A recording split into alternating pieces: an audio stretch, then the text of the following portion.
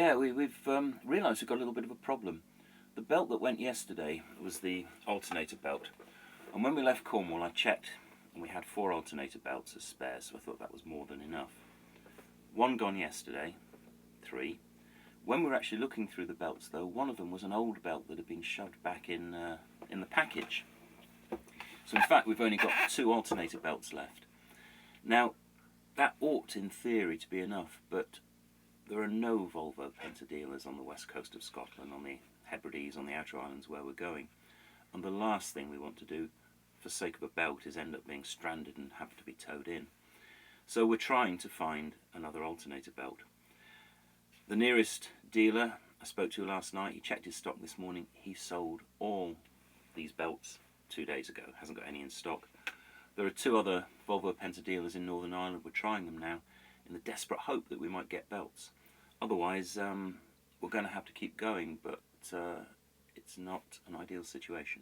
So we're going to keep ringing around and hope we can actually find one. I mean, I don't know, Sam mentioned it, I mean, it's like a V shape with the kind of teeth as well. Not a smooth finish sort of thing. I'll just go back to you. 077 88 05 427. And you are Malcolm, is it? Tony. Okay. Brilliant. Thanks for all your help, mate. Cheers, Tony. Bye now.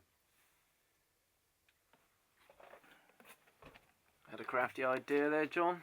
Yeah, crafty idea. It's a good compromise. What we're doing, I've got hold of an engineer in Stornoway. He's going to get belts in for me for us to pick up there.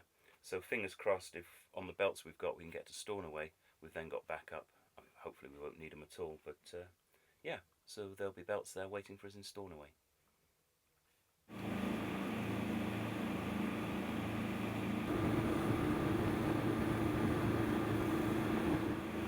How are the conditions? Oh, it's total glass calm. It's just a dream. It's beautiful, absolutely beautiful. You couldn't have better boating conditions.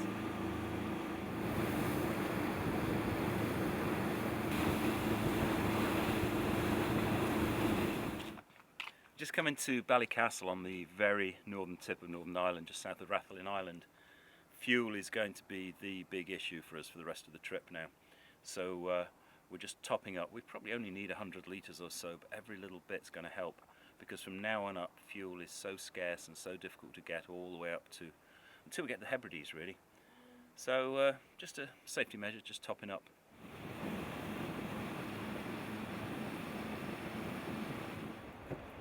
We're just headed across towards Rathlin Island now, and this is the lighthouse on the very western tip of it. Even on a flat calm day like today, you could feel the currents coming through there. They absolutely charge through there, and you get some decent big seas. And what's even more amazing is the way we're dressed. It's like we were dressed when we were down in Spain. Well, alright, I'm not wearing shorts, but t-shirt, little gilet, and that's it. And it's gorgeous and warm. It's actually, the weather is just as good as we had when we were down in the south of France and Spain last year. Long may it last. It's great, really great. I'm going to apologise just once for my appalling pronunciation. Calling Islay Islay throughout these podcasts. I'm embarrassed. Well, we're right at the very southwest tip of Islay. There's a little village in there, tiny little community. You can feel the swell coming off the Atlantic, even though there's no wind. The Atlantic never sleeps, it just slumbers. It's breaking on the rocks over there. So there's still Atlantic swell, but then we've been in the shelter of Ireland all the time. It's only now we've come out, we're on the outside of the islands, there's no shelter at all. But conditions are still beautiful. What do you reckon? Looks like a nice bit of wool there against the jetty here. Solid bit of wool. Maybe it's where visitors can pull up. These berths are for pleasure craft only.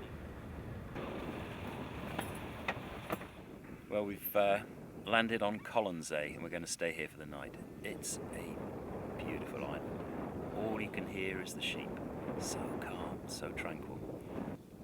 We headed round the outside of Islay, and that felt like you were dropping off the edge of the world. It was so bleak, so remote. Nothing out there apart from the Atlantic. And amazing sensation. The adrenaline was really running as we were going along there. I'm sure lots of people do it in motor cruisers, but for us it felt really special.